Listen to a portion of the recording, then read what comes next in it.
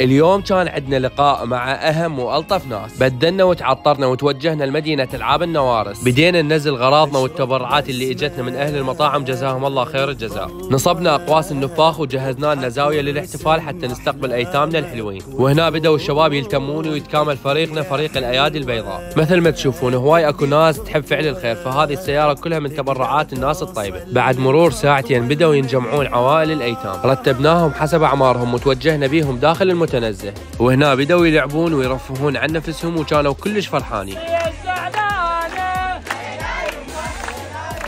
والحمد لله كنا قد هاي المسؤولية الكبيرة حتى نفرح هاي الأيتام ونزرع الابتسامة بوجههم. تونستوا؟ بالعافية بالعافية.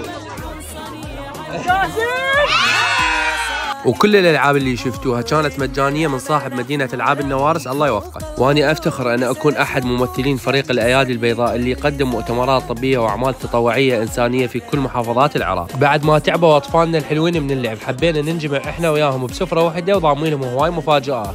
بدت الفعاليات الجميله وتوزيع الهدايا على كل الايتام.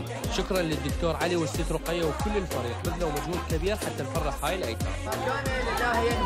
حملة الأيادي البيضاء للفقراء والمحتاجين والأيتام. سياديكم بيضاء. الله يوفقكم ويوفقنا على فعل الخير. اشوفكم بالفيديو الجاي. تحياتي.